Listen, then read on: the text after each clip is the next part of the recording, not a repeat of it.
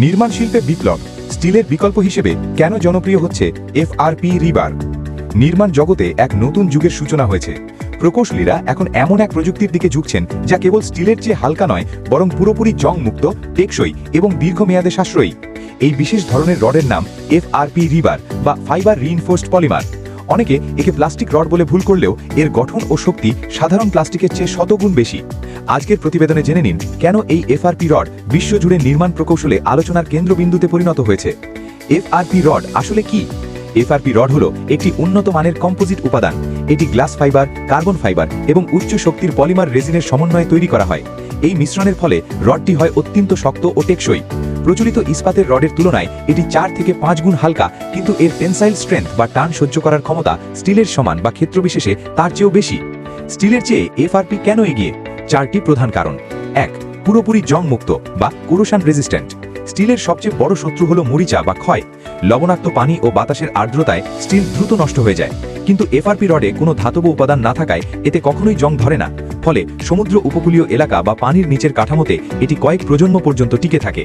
অত্যন্ত হালকা বা লাইট ওয়েট। সমান শক্তির স্টিলের তুলনায় এফআরপি রড অনেক হালকা। এতে পরিবহন খরচ কমে, শ্রমিকদের কাজ করতে সুবিধা হয় এবং ভবনের ফাউন্ডেশনের ওপর বাড়তি চাপ বা ডেড লোড অনেক কমে যায়। বড় বড় স্থাপনার ক্ষেত্রে এটি সময় ও অর্থ দুই বাঁচায়। উচ্চ টেনসাইল শক্তি বা হাই টেনসাইল স্ট্রেংথ। টান সহ্য করার ক্ষমতা বা ফ্লেক্সিবিলিটির দিক থেকে এফআরপি রড অসাধারণ। স্টিল যেখানে নির্দিষ্ট সীমার পর বেঁকে বা ভেঙে যেতে পারে, সেখানে এফআরপি রড অনেক বেশি চাপ সহ্য করেও কাঠামোকে স্থিতিশীল রাখে। রাসায়নিক প্রতিরোধী বা কেমিক্যাল রেজিস্ট্যান্ট। কারখানা, সুয়েরেজ ট্রিটমেন্ট প্লান্ট বা ল্যাবে যেখানে অ্যাসিড বা ক্ষারের সংস্পর্শে ধাতু দ্রুত নষ্ট হয়, সেখানে এফআরপি রড বছরের পর বছর অক্ষত থাকে। স্টিল কি তাহলে পুরোপুরি বাতিল হয়ে যাবে? এখানেই মূল প্রশ্ন। সব সুবিধা থাকা সত্ত্বেও স্টিলের একটি বড় শক্তি হলো এর অগ্নি প্রতিরোধ ক্ষমতা।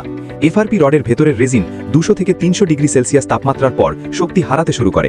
অন্যদিকে স্টিল 500 থেকে 600 ডিগ্রি সেলসিয়াস পর্যন্ত স্থির থাকতে পারে। তাই যেসব স্থাপনায় আগুনের ঝুঁকি অনেক বেশি, সেখানে স্টিল এখনও অপরিহার্য। তবে সেতু, সুইমিং পুল, মেরিন স্ট্রাকচার এবং রাসায়নিক প্লান্টের জন্য এফআরপি রডই সেরা পছন্দ। বিশ্বজুড়ে এর ব্যবহার। বিশ্বের অনেক উন্নত দেশ এখন এফআরপি রডের ওপর নির্ভর করছে। কানাডা, দীর্ঘস্থায়ী সেতু নির্মাণে। জাপান, ভূমিকম্প ও সমুদ্র উপকূলীয় অবকাঠামোতে।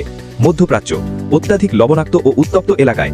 ইউরোপ ও আমেরিকা, ব্রিজ ডেক, বেসমেন্ট এবং সরকারি বিশেষ প্রজেক্টে। বাংলাদেশের প্রেক্ষাপটে সম্ভাবনা।